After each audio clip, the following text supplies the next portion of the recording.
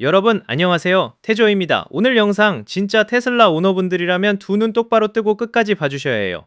요즘 구글 트렌드에서 테슬라 관련 키워드 중에 가장 빠르게 치고 올라오는 검색어가 뭔지 아세요?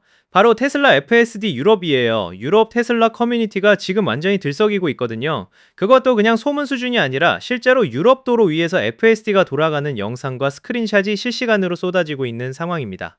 오늘 이 이야기를 제대로 파헤쳐 볼 건데요. 단순히 유럽에도 FSD 나왔대요. 이 한 줄로 끝내면 태조 채널 스타일이 아니잖아요. 북미 버전이랑 뭐가 어떻게 다른지, 왜 유럽 버전에는 북미에 없는 기능이 생겼는지, 그리고 이게 앞으로 전 세계 FSD 확장에 어떤 신호탄이 되는지까지 싹 다 풀어드릴게요. 영상 끝까지 보시고 도움이 됐다면 구독이랑 좋아요 한 번씩 눌러주세요. 정말 큰 힘이 됩니다.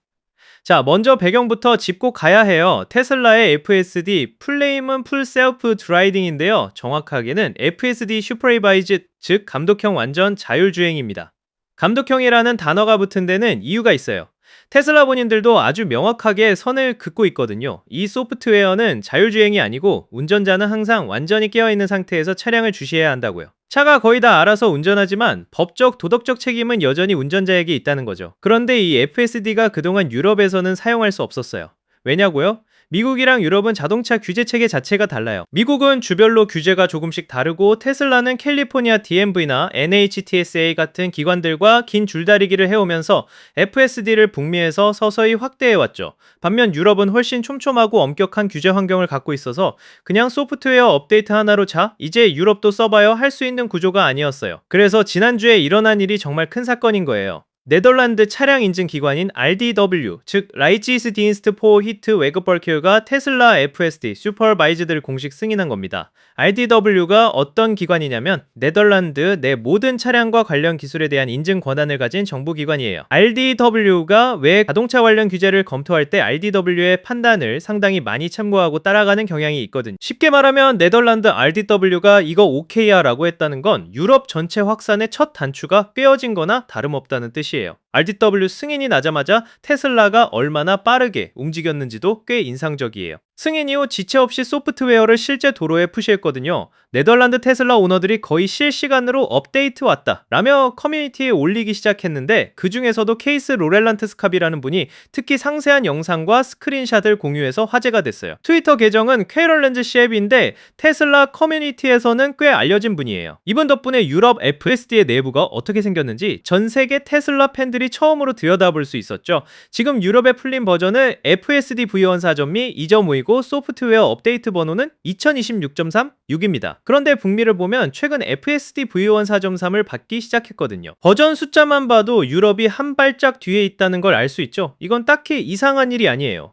유럽에서 규제 심사를 받을 때 사용한 버전이 V1 4.2, 2.5였고 심사 과정에서 이 버전으로 꼼꼼하게 테스트를 마쳤으니까 그 버전 그대로 출시한 거예요. 인증받은 소프트웨어를 그대로 내보내는 게 규제 측면에서는 훨씬 안전하고 합리적인 선택이니까요. 그리고 또 중요한 포인트가 있는데, 지금 이 롤아웃은 모든 테슬라 오너에게 동시에 열린 게 아니에요. 현재는 하드웨어사, 즉 AI4 차량을 가진 오너들이 우선 대상입니다. 하드웨어사는 테슬라의 최신 온보드 컴퓨터 세대인데 처리 능력이나 카메라 시스템이 이전 세대보다 훨씬 고도화돼 있어요. FSD의 복잡한 신경망 연산을 돌리는데 이 하드웨어가 더 적합하기도 하고, 규제기관 입장에서도 가장 최신 사양부터 순차적으로 확인하는 게 더 안전하다는 판단이 있었을 거예요. 자, 이제 본격적으로 유럽 버전에만 있는 독특한 기능들을 하나씩 살펴볼 건데요. 첫 번째가 진짜 흥미롭습니다. 이름부터 낯선 컨텍스트 슈얼 맥스 스피드, 한국어로 하면 맥락적 최대 속도 설정이에요. 기존 FSD에서 속도 설정은 어떻게 돼 있냐면 운전자가 최대 속도를 직접 지정하면 차가 그 속도를 넘지 않는 방식이에요. 예를 들어 내가 110km/h로 설정해두면 고속도로에서 주변 차들이 다 130으로 달리고 있어도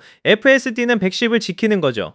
이게 안전 측면에서는 맞는 말이지만 실제 도로 환경에서는 오히려 교통 흐름을 방해하거나 더 위험한 상황을 만들 수 있어요. 주변 차들이 다 훨씬 빠르게 달리는데 혼자 느리게 가면 추돌 위험이 올라가거든요. 그래서 유럽 버전에서 새로 도입한 게 바로 이 콘텍스추얼 맥스 스피드예요. 차량 내 설명을 보면 이렇게 나와 있대요. 콘텍스추얼 맥스 스피드가 활성화되면 시스템이 시각적 맥락을 기반으로 최대 속도 설정을 동적으로 조정합니다. 쉽게 풀면 카메라로 주변을 보면서 지금 여기선 빠르게 가는 게 맞아, 혹은 여기선 더 이상 속도 올리면 위험해 같은 판단을 실시간으로 해서 속도를 조절한다는 거죠. 더 놀라운 건 속도 오프셋 설정인데 이게 최대 50%까지 설정 가능하다고 해요. 그게 얼마나 큰 범위냐면 예를 들어 내가 100km/h의 최대 속도를 설정해뒀어도 상황에 따라 150km/h의 우회까지 조정될 수 있다는 뜻이에요. 물론 이건 어디까지나 교통 흐름과 주변 상황을 종합 판단한 결과지 무조건 빠르게 가는 게 아니라요. 유럽 고속도로, 특히 독일 아우토반 같은 데서는 제한 속도가 없거나 매우 높은 구간도 많거든요. 그런 환경에서 FSD가 교통 흐름에 자연스럽게 녹아들려면 이런 동적 속도 조정 기능이 필수적인 거예요. 두 번째로 주목할 유럽 전용 기능은 신호등 관련 알림인데요. 이게 왜 생겼는지 맥락을 알면 더 재미있어요. 유럽, 특히 오랜 역사를 가진 도시들의 도로 구조는 북미랑 완전히 달라요. 파리, 암스테르담, 바르셀로나 같은 도시들을 생각해보세요. 길이 좁고 구불구불하고 건물들이 바짝 붙어있고 교차로가 복잡하게 얽혀있어요. 북미 도시들처럼 반듯하게 격자형으로 뻗은 넓은 도로가 아니라요. 그 결과로 생기는 문제가 있는데 신호등 위치예요. 유럽의 도심에서는 신호등이 사람도 보기 어려운 위치에 걸려있거나 차가 정지선에 바짝 붙으면 카메라 시야각에서 아예 벗어나 버리는 경우가 꽤 있어요. 운전자도 목을 빼고 봐야 하는 상황인 거죠. FSD 입장에서는 더욱 까다로운 조건이에요. 그래서 FSD V1 4.2 2.5에서는 차가 교차로에 가까이 붙었을 때 신호등이 시야 밖에 있을 수 있습니다. 주의하여 주시하세요 라는 알림을 화면에 띄워줍니다. 이건 단순한 경고 메시지가 아니라 테슬라가 현지 도로 환경을 실제로 연구하고 그에 맞게 소프트웨어를 튜닝했다는 증거예요. 신경망이 인식하지 못하는 상황을 운전자에게 알려서 사람의 판단을 보완하겠다는 거잖아요. 이런 세부 UI 조정들이 네덜란드 RDW 같은 엄격한 규제 기관을 납득시키는데 핵심 역할을 했을 거라고 보는 시각도 있어요. 세 번째 새로운 기능은 FSD 스텝 페이지인데 이건 완전히 새로 추가된 화면이에요. 북미 버전에서는 볼 수 없던 대시보드죠. 이 스텝 페이지에서 보여주는 정보가 세 가지예요. 먼저 데일리 스트릭, 즉 매일 FSD를 사용하면 연속으로 며칠 썼는지 기록해주는 기능이에요. 둘째로 월별 사용 데이터가 나오고 셋째로 전체 사용 비율이 표시됩니다. 차량 주행 시간 중에 FSD가 실제로 얼마나 켜져 있었는지를 퍼센트로 보여주는 거예요. 이게 겉보기에는 그냥 통계 화면처럼 보이지만 실제로는 두 가지 목적이 있어요. 하나는 말 그대로 게이미피케이션, 즉 FSD 사용을 게임처럼 만들어서 오너들이 더 자주, 더 꾸준히 쓰도록 유도하는 거고요. 다른 하나는 투명성이에요. 테슬라가 규제기관에 우리 사용자들이 FSD를 이렇게 활용하고 있다는 걸 데이터로 보여줄 수 있는 근거가 되기도 하고 오너 입장에서도 자기 차가 얼마나 잘 활용되고 있는지 직접 확인할 수 있으니까요. 꽤 영리한 설계예요. 이번 유럽 FSD에서 가장 눈길을 끄는 부분 중 하나는 소프트웨어를 활성화하기 전에 거쳐야 하는 안전 퀴즈예요. 그냥 약관동에 버튼 하나 누르는 게 아니라 진짜 시험을 봐야 해요. 순서는 이렇습니다. 먼저 전용 튜토리얼 영상을 끝까지 봐야 하고 FSD의 한계와 작동 방식에 대한 이해를 확인하는 문제들을 풀어야 해요. 이걸 통과해야만 FSD 스텝 페이지에 접근할 수 있고 소프트웨어도 활성화가 되는 구조예요. 북미 온보딩 프로세스랑 비교하면 훨씬 강화된 방식이에요. 미국에서는 상대적으로 간단한 동의 절차로 FSD를 켤 수 있거든요. 유럽 버전이 이렇게 강화된 이유는 분명해요. RDW를 비롯한 유럽 규제 기관들이 기술을 쓰는 사람이 그 기술의 한계를 제대로 이해하고 있어야 한다는 원칙을 중요하게 보기 때문이에요. 차가 아무리 잘해도 운전자가 FSD를 과신해서 눈을 감거나 딴짓을 하면 사고가 나잖아요. 그래서 아예 사용 전부터 당신은 이걸 충분히 이해하고 있습니까? 를 확인하는 거예요. 테슬라 입장에서도 이 방식이 나쁘지 않아요. 유럽 규제 기관에 저희는 단순히 기능만 제공하는 게 아니라 안전한 사용 환경을 만들기 위해 이렇게까지 합니다. 라는 걸 보여줄 수 있으니까요.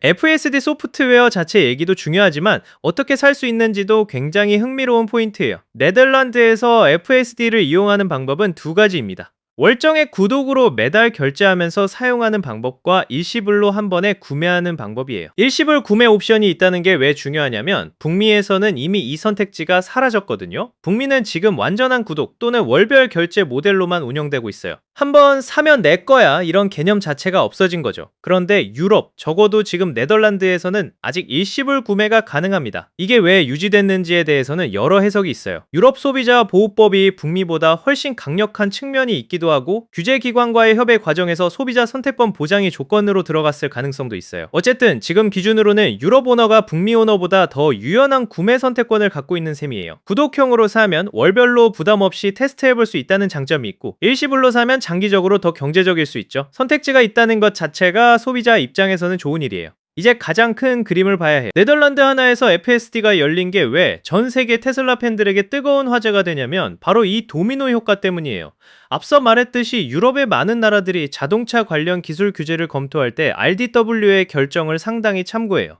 RDW가 이미 철저한 심사를 거쳐서 승인을 내줬으니 다른 EU 국가 규제 기관들 입장에서는 처음부터 다시 검토하는 부담이 줄어드는 거예요. 물론 각국마다 별도의 승인 절차가 필요하겠지만 큰 산 하나는 이미 넘은 거나 마찬가지예요. 독일, 프랑스, 스페인, 이탈리아 같은 유럽 주요 시장에서 FSD가 열린다면 그 파급력은 지금 네덜란드와는 비교도 안 되겠죠.